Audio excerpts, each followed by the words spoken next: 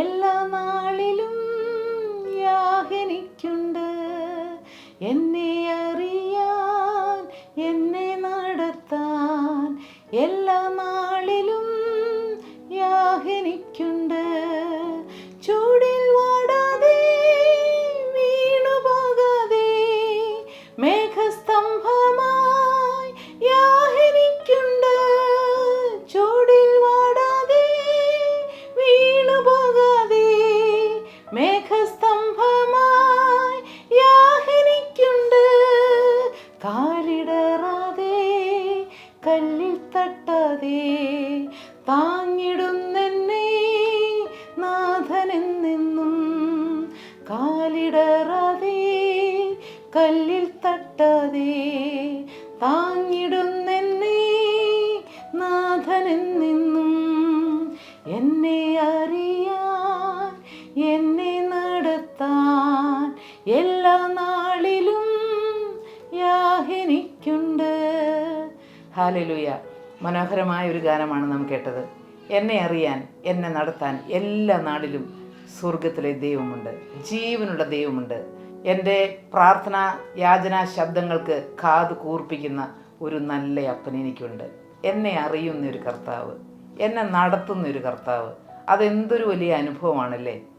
നമ്മെ ശരിക്കും അറിയുന്ന ഒരാളുണ്ട് എന്നുള്ളത് നമ്മുടെ ജീവിതത്തിലെ ഒരു ധൈര്യമാണ്.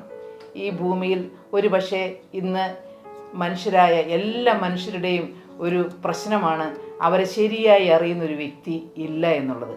പലരോടും സംസാരിക്കുമ്പോൾ അറിയാം, സ്ത്രീകളോട് സംസാരിച്ചാലും അല്ലെങ്കിൽ കുട്ടികളോട് സംസാരിച്ചാലും പ്രായമായവരോട് സംസാരിച്ചാലും പുരുഷന്മാരോട് സംസാരിച്ചാലും എല്ലാവർക്കുമുള്ള ഒരു കാര്യമാണ്, എന്നെ നന്നായി മനസ്സിലാക്കുന്ന ആരും ഈ ഭൂമിയിലില്ല.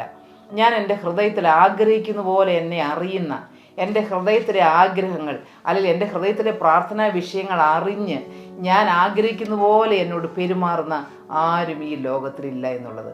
എന്നാൽ ഒരു ദൈവ പൈതലിൻ്റെ ആശ്വാസവും പ്രത്യാശയും സന്തോഷവും ഇതാണ്, എന്നെ അറിയുന്ന ഒരു കർത്താവുണ്ട്, എന്നെ നന്നായി മനസ്സിലാക്കുന്ന ഒരു ജീവനുള്ള ദൈവമുണ്ട്.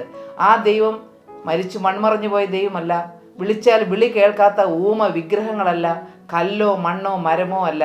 നാം കരയുമ്പോൾ നമ്മുടെ കണ്ണുനീര് തുടയ്ക്കുന്ന ഒരു കർത്താവ്, നാം പ്രാർത്ഥിക്കുമ്പോൾ നമ്മുടെ പ്രാർത്ഥനകൾക്ക് മറുപടി തരുന്ന ഒരു കർത്താവ്, ഒരു നല്ല യേശു ജീവിക്കുന്നു. ഇവിടെ നാം വചനത്തിൽ മത്തായി എഴുതിയ സുവിശേഷം അതിൻ്റെ 15-ാം അധ്യായം 28-ാം വാക്യത്തിൽ നാം ഇങ്ങനെ വായിക്കുന്നുണ്ട്. യേശു അവളോട്, സ്ത്രീയെ, നിന്റെ വിശ്വാസം വലിയത്, നിന്റെ ഇഷ്ടം പോലെ നിനക്ക് ഭവിക്കട്ടെ എന്ന് ഉത്തരം പറഞ്ഞു. ആ നാഴിക മുതൽ അവളുടെ മകൾക്ക് സൗഖ്യം വന്നു. സ്തോത്രം. നിന്റെ ഇഷ്ടം പോലെ നിനക്ക് ഭവിക്കട്ടെ. ഒരു പാവപ്പെട്ട സ്ത്രീ, ഇവിടെ നാം വായിക്കുന്നത് കനാന്യ സ്ത്രീ എന്നാണ്. ദൈവത്തിൻ്റെ വചനത്തിൽ നാം വായിക്കുന്നുണ്ട്, കനാൻ ശപിക്കപ്പെട്ടവൻ. നോഹയുടെ പൗത്രനായിരുന്നു കനാൻ, നോഹയുടെ മകനായ ഹാമിൻ്റെ മകൻ. ഒരിക്കൽ നോഹ ഹാമിനെ ശപിക്കുന്നുണ്ട്. എന്നാൽ ആ ശാപത്തിൽ നോഹ പറയുന്നുണ്ട്, കനാൻ ശപിക്കപ്പെട്ടവനെന്ന്. ശപിക്കപ്പെട്ടവനായ കനാൻ്റെ തലമുറകളെല്ലാം ഒരു ശാപഗ്രസ്തമായ ജാതിയായിട്ടാണ് വളർന്നത്. കനാന്യർ ശപിക്കപ്പെട്ടവരുടെ കൂട്ടത്തിലാണ് എണ്ണിയിരുന്നത്. ഇവിടെ ഈ മത്തായി എഴുതിയ സുവിശേഷം 15-ാം അധ്യായത്തിൽ നാം ഈ പാരഗ്രാഫിൽ വായിക്കുന്നുണ്ട്. 21-ാം വാക്യം മുതൽ നാം വായിക്കുമ്പോൾ കാണാം, ഒരു കനാന്യ സ്ത്രീ വന്ന് കർത്താവിനോട് ഒരു അപേക്ഷ അറിയിക്കുകയാണ്. പലപ്പോഴും യഹൂദ ജനത്തിൻ്റെ ഇടയിലാണ് കർത്താവിൻ്റെ ശുശ്രൂഷകളെല്ലാം നടന്നിരുന്നത്. അവിടെ ഒരു കനാന്യ സ്ത്രീ, ഒരു അന്യജാതിക്കാരിയായ, ഒരു ശാപഗ്രസ്തയായ പുറജാതിക്കാരിയായ ഒരു സ്ത്രീക്ക് ഒരിക്കലും കർത്താവിൻ്റെ അരികിലേക്ക് കടന്നു വരുവാൻ ഒരു സാധ്യതയുമുണ്ടായിരുന്നില്ല. പഴയ നിയമ പുസ്തകം അവരെ ദൈവാലയത്തിലേക്ക് കടന്നു വരുന്നതിൽ നിന്ന് വിലക്കിയിരുന്നു. എന്നാൽ ജീവനുള്ള കർത്താവായ യേശു ക്രിസ്തു ഈ ഭൂമിയിലേക്ക് കടന്നു വന്നപ്പോൾ അവൻ തള്ളപ്പെട്ടവരെയും ഈ ലോകത്തിന് വേണ്ടാത്തവരെയും നിസ്സഹായരായവരെയും എല്ലാവരാലും വെറുക്കപ്പെട്ടവരെയും എല്ലാം തന്നോട് കൂടെ ചേർത്ത് നിർത്തി. അതാണ് നമ്മുടെ കർത്താവിൻ്റെ പ്രത്യേകത. നാം ഇന്ന് ആരെല്ലാം വിചാരിക്കുന്നുണ്ട്, ഞാൻ ഒറ്റപ്പെട്ടു പോയൊരു വ്യക്തിയാണ്, എന്നെ സ്നേഹിക്കുവാൻ ആരുമില്ല, എന്നോടൊരു നല്ല വാക്ക് പറയുവാൻ ആരുമില്ല, ഈ ഭൂമിയിൽ എന്നെ കരുതുവാൻ ആരുമില്ല, എനിക്ക് നല്ല സൗന്ദര്യമില്ല, എൻ്റെ കളർ ബ്ലാക്കാണ്. അല്ലെങ്കിൽ പലപ്പോഴും ചില പെൺകുട്ടികൾ ഞാൻ പറയുന്നത് കേട്ടിട്ടുണ്ട്, ഞാൻ കറുത്ത കുട്ടിയായതുകൊണ്ട്, എൻ്റെ നിറം കറുപ്പായതുകൊണ്ട് എൻ്റെ വീട്ടുകാർക്ക് എന്നെ ഇഷ്ടമില്ല. ഒരുപക്ഷെ വീട്ടുകാർക്ക് ഇഷ്ടമല്ലാത്തത് കൊണ്ടായിരിക്കില്ല, അല്ലെങ്കിൽ അവൾ സ്വയമായിട്ട് അവർക്കൊരു ഇൻഫീരിയോറിറ്റി കോംപ്ലക്സ് ഉണ്ടാകുകയാണ്. കൂട്ടുകാരുടെ ഇടയിലും സമൂഹത്തിൻ്റെ ഇടയിലും ഒറ്റപ്പെട്ടു പോയതുപോലെ അവർക്ക് ഫീൽ ചെയ്യുകയാണ്. ചില കുട്ടികൾ പറയുന്നത് കേട്ടിട്ടുണ്ട്, എനിക്ക് നല്ല സൗന്ദര്യമില്ല, അല്ലെങ്കിൽ എൻ്റെ അവയവങ്ങൾക്ക് കേടുപാടുകളുണ്ട്, എൻ്റെ കൈകൾക്ക് നല്ല ബലമില്ല, എൻ്റെ കാലുകൾക്ക് മുടന്തുണ്ട്, ഞാൻ സംസാരിക്കുമ്പോൾ എനിക്ക് വിക്കുണ്ട്, അല്ലെങ്കിൽ പലവിധ കാരണങ്ങളാൽ, അല്ലെങ്കിൽ എനിക്ക് നല്ല സാമ്പത്തികമായ ഭദ്രതയില്ല. ഞാൻ എൻ്റെ ജീവിതത്തിലേക്ക് തിരിഞ്ഞു നോക്കിക്കൊണ്ട് പറയാം, ഞാൻ വളരെ പാവപ്പെട്ട ഒരു കുടുംബത്തിലാണ് ജനിച്ചു വളർന്നത്. ഒത്തിരി ദാരിദ്ര്യവും കഷ്ടപ്പാടുകളും എല്ലാം നിറഞ്ഞൊരു വീട്ടിൽ. എൻ്റെ ചെറുപ്പകാലത്തിൽ എനിക്ക് ഭയങ്കര ഇൻഫീരിയോറിറ്റി കോംപ്ലക്സ് ആയിരുന്നു. ഒരു വലിയ അപകർഷതാബോധത്തിൻ്റെ അടിമയായിരുന്നു ഞാൻ. മറ്റുള്ളവരുടെ മുൻപിൽ തല ഉയർത്തി നിൽക്കുവാനോ, അല്ലെങ്കിൽ 4 പേര് കൂടുന്നിടത്ത് ഒരു നല്ല വസ്ത്രം ധരിച്ചുകൊണ്ട് പോകുവാനോ ഒന്നും എനിക്കുണ്ടായിരുന്നില്ല. അതെല്ലാം എൻ്റെ ജീവിതത്തെ താറുമാറാക്കിയിരുന്നു. മറ്റുള്ളവരിൽ നിന്ന് ഉൾവലിഞ്ഞ് പുറകിലോട്ട് വലിഞ്ഞ് ആരുടെയും മുൻപിൽ പ്രത്യക്ഷപ്പെടാതെ വളരെ പുറകോട്ട് മാറി നിൽക്കുവാൻ ആ സാഹചര്യങ്ങളെല്ലാം എന്നെ നിർബന്ധിച്ചിരുന്നു. എന്നാൽ എൻ്റെ പ്രിയപ്പെട്ടവരെ, എൻ്റെ 20ാമത്തെ വയസ്സിൽ ഞാൻ യേശുവിന് വേണ്ടി ജീവിതം കൊടുത്തപ്പോൾ എൻ്റെ സാഹചര്യങ്ങൾ മാറി. എനിക്കറിയാം, അത്യുന്നതനായ ദൈവം, ഈ അഖിലാണ്ടത്തെ മുഴുവൻ സൃഷ്ടിച്ച ദൈവം, എല്ലാ സർവ്വസമ്പത്തിൻ്റെയും ഉടയവനായ സർവ്വസമ്പന്നനായ ക്രിസ്തു, ആ കർത്താവ് നമ്മുടെ ഹൃദയത്തിലേക്ക് കടന്നു വരുമ്പോൾ ഈ ഭൂമിയിലെ എല്ലാ ചരാചരങ്ങളെയും നിർമ്മിച്ച് അതതിൻ്റെ സ്ഥാനത്താക്കിയവൻ, എല്ലാത്തിനും അതതിൻ്റേതായ സൗന്ദര്യം നൽകിയവൻ, ഒരു നല്ല റോസാ പുഷ്പത്തിന് അതിൻ്റെ സൗന്ദര്യം നൽകിയവൻ, നല്ല മരങ്ങളെ, വൃക്ഷങ്ങളെ, മൃഗങ്ങളെ, വൃക്ഷലതാദികളെ എല്ലാം ഈ ഭൂമിയിലേക്ക് സൃഷ്ടിച്ചാക്കിയവൻ, എല്ലാം സൃഷ്ടിച്ച സ്വർഗത്തിലെ അപ്പൻ, സൗന്ദര്യവാനായവൻ, ആയിരങ്ങളിലും 10,000ങ്ങളിലും സുന്ദരനായ ക്രിസ്തു നമ്മുടെ ജീവിതത്തിലേക്ക് കടന്നു വരുന്നതിൽ പരം ഭാഗ്യം ആർക്കും ഈ ഭൂമിയിൽ ലഭിക്കുവാനില്ല. പ്രിയപ്പെട്ടവരെ, കർത്താവിന് സ്തോത്രം. അതെ, കർത്താവ് ജീവിതത്തിലേക്ക് കടന്നു വന്നപ്പോൾ ഈ ഭൂമിയിലുള്ളതായ ഇൻഫീരിയോറിറ്റി കോംപ്ലക്സ് എല്ലാം മാറിപ്പോവുകയാണ്. ഈ ഭൂമിയിലെ കുറവുകളെ മറന്നു പോവുകയാണ്. ഹല്ലേലൂയ. കുറവുകളില്ലാത്ത ഒരുവൻ നമ്മുടെ ജീവിതത്തിലേക്ക് കടന്നു വന്നാൽ നമുക്കറിയാം, നമ്മുടെ ഭൗതികമായ ജീവിതത്തിൽ പോലും, സെക്കുലർ വേൾഡിലാകട്ടെ അല്ല സ്പിരിച്വൽ വേൾഡിലാകട്ടെ, അറിയപ്പെടുന്ന ഒരാൾ നമ്മെ പിന്താങ്ങുവാനോ നമ്മെ പുറകിൽ നിന്ന് സഹായിക്കുവാനോ ഉണ്ട് എന്ന് വന്നാൽ നമ്മുടെ അപകർഷതാബോധങ്ങളെല്ലാം ഒരു പരിധിവരെ മാറിപ്പോകും. എന്നാൽ സ്വർഗത്തിലെ അപ്പൻ നമ്മോട് കൂടെ ഉണ്ടെങ്കിലോ ഈ ഭൂമിയിൽ നമുക്ക് ഒരപകർഷതാബോധത്തിനും ഇടയില്ല. കാരണം എല്ലാറ്റിൻ്റെയും ഉടയവൻ എന്നെ സ്നേഹിക്കുന്നു, എന്നെ അവൻ്റെ മാറോട് ചേർത്ത് പിടിക്കുന്നു. പ്രിയപ്പെട്ടവരെ, എൻ്റെ ജീവിതത്തിൽ നിന്ന് എൻ്റെ 20ാമത്തെ വയസ്സിൽ ആ ഇൻഫീരിയോറിറ്റി കോംപ്ലക്സ് മാറിപ്പോയി. ഇവിടെ ഈ കനാന്യ സ്ത്രീ ഒരാവശ്യഭാരത്തോടെയാണ് കർത്താവിൻ്റെ അരികിലേക്ക് കടന്നു വരുന്നത്.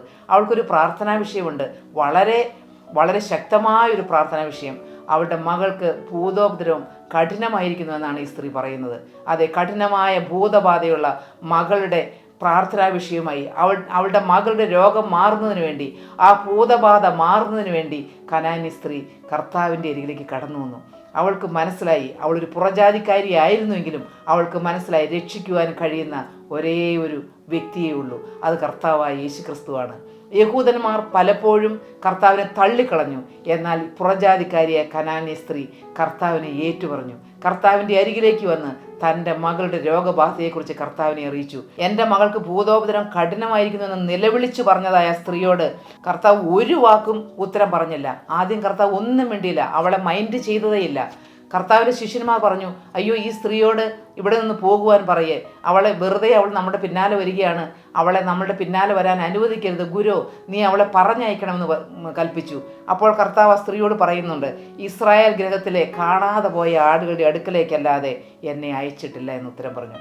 ഞാൻ ഇസ്രായേൽ ജനത്തിൻ്റെ അരികിലേക്കാണ് വന്നത്, നിന്റെ പുറജാതിക്കാരുടെ അരികിലേക്കല്ല എന്നെ അയച്ചിരിക്കുന്നത്. ഇങ്ങനെ നിരാശാജനകമായ വാക്കുകൾ പറയുമ്പോഴും ഈ സ്ത്രീ പറയുന്നുണ്ട്, അതെ കർത്താവേ, എന്നെ സഹായിക്കണമേ.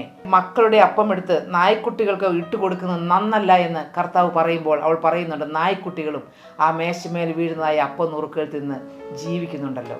പ്രിയപ്പെട്ടവരെ, കർത്താവിൻ്റെ ആ നിരുത്സാഹപ്പെടുന്ന വാക്കുകൾക്കൊന്നും അവളുടെ വിശ്വാസത്തെ കെടുത്തുവാൻ കഴിഞ്ഞില്ല. ഹല്ലേലൂയ. കർത്താവ് അറിയുന്ന ദൈവം, ഹൃദയവിചാരങ്ങൾ അറിയുന്ന ദൈവം, നമ്മുടെ ഹൃദയത്തിലെ നൊമ്പരങ്ങൾ അറിയുന്ന ദൈവം. ആ കർത്താവ് ക്ഷമയോടെ അവളുടെ വിശ്വാസം പരീക്ഷിച്ചപ്പോൾ ആ പരീക്ഷയിൽ അവൾ ജയിച്ചു. കർത്താവ് അവളോട് പറയുന്നുണ്ട്, സ്ത്രീയെ, നിന്റെ വിശ്വാസം വലിയത്. ഹല്ലേലൂയ. നിന്റെ ഇഷ്ടം പോലെ നിനക്ക് ഭവിക്കട്ടെ. ഈ ഒരു പ്രാർത്ഥനാ ശബ്ദം കേൾക്കുവാൻ നമുക്കിടയാകട്ടെ. നാം വിശ്വാസത്തോടെ കർത്താവിനെ പിൻപറ്റുന്നുവെങ്കിൽ, വിശ്വാസത്തോടെ യേശുവിൻ്റെ പാത പിന്തുടരുന്നുവെങ്കിൽ, ഏത് സാഹചര്യം വന്നാലും നിരാശപ്പെടുത്തുന്നതായ നിരുത്സാഹപ്പെടുത്തുന്നതായ വാക്കുകൾ കേട്ടാലും ഒരിക്കലും തള്ളിക്കളയാതെ കർത്താവിൻ്റെ പിന്നാലെ ഇറങ്ങിത്തിരിച്ച് കർത്താവിൻ്റെ പാത പിന്തുടരുന്നുവെങ്കിൽ ഈ കർത്താവ് നമ്മെ ഏറ്റുപറയുന്ന, നമ്മുടെ ഇഷ്ടം പോലെ നമുക്ക് സംഭവിക്കുവാൻ, അത് നമ്മുടെ നല്ല ആഗ്രഹങ്ങൾക്കൊക്കെയും മറുപടി തരുന്ന ഒരു നല്ല ദിവസം വരുന്നു. ഈ നല്ലവനായ യേശുവിൻ്റെ കരങ്ങളിലേക്ക് നമ്മുടെ ജീവിതം ഏൽപ്പിച്ചു കൊടുക്കാം. പ്രിയ ദൈവപൈതലേ, പ്രിയ ദേവദാസനെ, പ്രിയ ദേവദാസിയെ, നിൻ്റെ ജീവിതം യേശുവിൻ്റെ കരങ്ങളിലേക്ക് വീണ്ടും സമർപ്പിക്കുക. വിശ്വാസത്തോടെ അവൻ്റെ കരങ്ങളിലേക്ക് ഫലമേൽപ്പിക്കുക. കർത്താവ് നിങ്ങളെ വിളിക്കുന്നു. കർത്താവിൻ്റെ സ്വരം നമുക്ക് കേൾക്കാം. കർത്താവിൻ്റെ വാഗ്ദത്തം പ്രാപിക്കാം. യേശു ക്രിസ്തുവിൻ്റെ നാമം മാത്രം മഹത്വപ്പെടുവാനിടയാകട്ടെ.